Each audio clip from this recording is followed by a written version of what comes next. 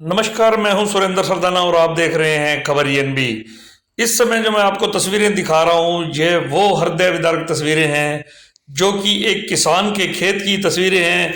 ये तस्वीरें जो आपको स्क्रीन पर दिखाई दे रही हैं, ये किसान के खेत की गेहूं की तस्वीरें हैं जो 6 महीने में किसान ने अपने खेत में ये फसल तैयार की है। और कल 6 मिनट के अंदर अंदर ये जो कुदरत की एक ऐसी मार पड़ी है कि जो ओलावृष्टि हुई है, 6 मिनट के अंदर अंदर जो ये सारी खेत की फसल तबाह करके रख दी है।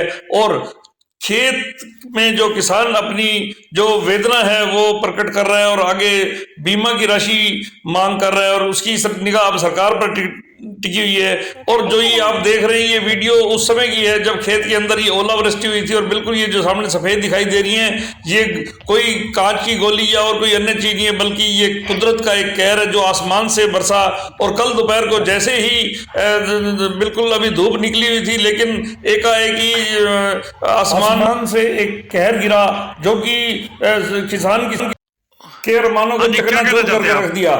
और वह किसान जो 6 महीने लगातार अपने खेत में मेहनत करके जो गेहूं की फसल जिसने तैयार की थी, और अब बिल्कुल 1 महीने के बाद ये फसल कटने को तैयार थी, और आज उस फसल को देखकर किसान अपने खून के आंसू बहा रहा है। और उसको इस बात की चिंता सता रही है कि आखिर जो ये पिछड़ा जो कर्जा उनका कैसे उतरेगा, और आगे आने वाला समय जब जो धान की फसल होनी है लगभग नवंबर और दिसंबर में आनी बाकी है, यानी कि 9 महीने का समय जो ये है किसान के लिए पास करना बहुत ही मुश्किल हो गया है। तो ऐसे में किसान को चिंता सताई जा रही कि आखिर वो अपने परिवार का भरण पोषण कैसे करेंगे।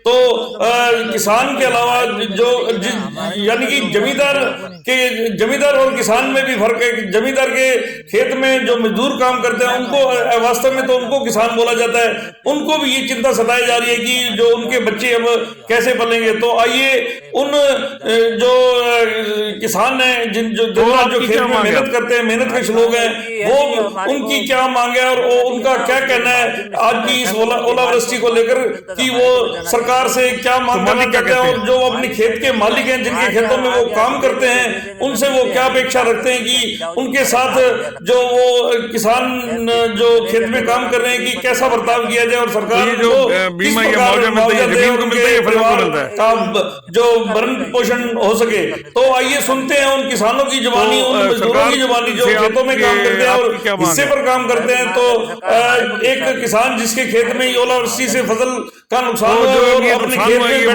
अपने माथे को पकड़ कर बैठा है और अपने परिवार के पालन पोषण को लेकर चिंतित है, और उन्होंने जो अपनी वेदना प्रकट की। आइए हम उनसे बात करते हैं, मिलते हैं कि आखिर वो क्या कहते हैं, और इस ओलावृष्टि के बाद जो उनके साथ आगे क्या होने वाला है इस बात को लेकर चिंतित है, और वो किस प्रकार उनको आगे जो उनका शोषण हो रहा है या होता है उस बात को भी हम उनकी जुबानी सुनते हैं। तो आइए मिलते हैं उन किसानों से जिनके खेत में ये जो ओलावृष्टि की वजह से गेहूं की पूरी फसल नष्ट होकर रहेगी। हाँ जी, क्या कहना चाहते हैं आप? जी बैठे हैं जी, खेत में आ गए, अफसोस में बैठे हैं। गेहूं तो मर गया, धान की फसल तो मर गई, धानी फिर बोलिए तो धानी मर गई, कणक की फसल तो मर गई है जी। कल घोड़े आवड़े पड़े हैं यहाँ पर और बैठे हैं यहाँ पर, गेड़ा मारते हैं, बैठ जाते हैं। बच्चे छोटे छोटे बच्चे रुड़ जाएंगे जी। कितना नुकसान मानते हैं? नुकसान जी 1 रुपये में से 25 पैसा बचा है, कुछ नहीं बचा इसमें। हम तो छिट्टे हिस्सेदार हैं, छठे हिस्से पर रहते हैं, जमीन बेचते हैं जी। 75 पैसा नुकसान है जी। और फिर क्या करते हैं जी, हमारे को कुछ मिलता तो है नहीं। जो मुआवजा आता है, जो बीमा होता है, जो सरकार उस मालिकों को दे देती है, मालिक हमारे को देते नहीं है। छठो हमारे को भी मिलना चाहिए ना, हमारे भी बच्चे रुक जाते हैं यहाँ पर। माने का मिलिए को नहीं, मुआवजा मिल रहा तो क्या करें जी, हम तो हमारे के हम सेठ पैसे देते हैं, वो भी समेत सूत लेते हैं, हमारे से ब्याज समेत लेते हैं जी। हम गरीब आदमी कैसे टाइम पास करेंगे, गुजारा कैसे करेंगे, हमारे बच्चे कैसे पालेंगे हम? तो आपकी क्या मांग है अब? हमारी मांग है ये है जी, हमारे को मिलना चाहिए ना, उसमें से मुआवजे में छठा हिस्सा मिलना चाहिए मालिकों से। मालिकों को मिलता तो हमारे को भी देना चाहिए ना उसको। तो मालिक क्या कहते हैं? मालिक कहते हैं जी आ गया जी, दे देंगे, फिर देते हैं नहीं। हिसाब करके कहते हैं जाओ जी तुम्हारा हिसाब हो गया, नक्की है जी। फिर हम फिर पीट फूट के रह जाते रो रा के गरीब आदमी, और क्या करेंगे हम? तो ये जो बीमा या मुआवजा मिलता है, ये जमीन को मिलता है या फसल को मिलता है? फसल का मिलता है जी, गेहूं का मिलता है, इसका मिलता है, धान का मिलता है। तो सरकार से आपकी क्या मांग है? हमारे भी मांग है भी, सरकार हमारे को भी हिस्सा दे इसका। हमारे को भी कुछ मुआवजा मिले। तो जो अब ये नुकसान हुआ, ये मालिक का नुकसान हुआ, ये आपका भी नुकसान है इसमें? हमारा जी होया जी, मालिक का क्या, हमारा मालिक का नुकसान ही होया ज्यादा जी, है जी, नुकसान। सबका नुकसान है इसमें, तो हमारा भी ज्यादा है। हम बच्चे मालिक का कैसे नुकसान पालेंगे है, अब? हमारे नुकसान है, दोनों का नुकसान है।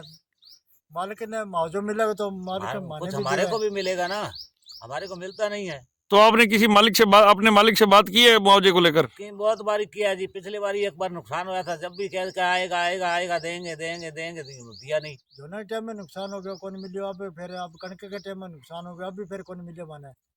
अब जमे ही रह गया, अब रुपये में 12 ना गया सीधा ही, और 25 भी रह गए, मालिक माने कह हमारे को दो। क्या हिस्सा मिलेगा इसमें से? अब हम तो गरीब आदमी मारे गए ना।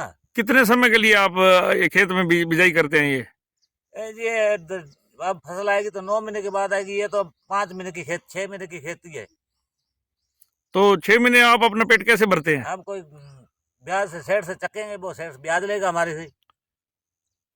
पेट से जी देखो जी, कोई दिहाड़ी मजदूरी कोई जावा दिहाड़ी देंगे, मजदूरी कोई जाते हैं, दूसरी किधर पे जाते जावा, हैं, कोई कोई अब बाल दिहाड़ी बच्चा भी कमा ऐसे है ना, मामा मजदूरी बढ़िया अब मजबूरी में अगला फायदा उठाता है हमारा, कहता है ले करो। 300 चलता है तो कहता 250 लो भाई, हमारे को ऐसे बोलते हैं सब। तो अब लास्ट में आप क्या कहना चाहते हैं? हम लास्ट में क्या कहना चाहते हैं जी, हमारे को कुछ मिलना चाहिए ना, सरकार की तरफ से हम भी मांगते हैं। अभी जमींदार को मिलता है तो हमारे को भी मिलना चाहिए, कुछ छठे हिस्सेदार को भी मिलना चाहिए। मालिका को बाजू मिलेगा, अभी माने भी हमारा मारे भी भी छोड़ो सोना ये चाहिए, छठा मालिक को हिस्सा। छठा हिस्सा हमारे को भी मिलना चाहिए, छठा हिस्से का। अगर सरकार या मालिक आपको ये पैसे नहीं देते तो आप आगे क्या करना चाहते हैं, क्या करना चाहेंगे?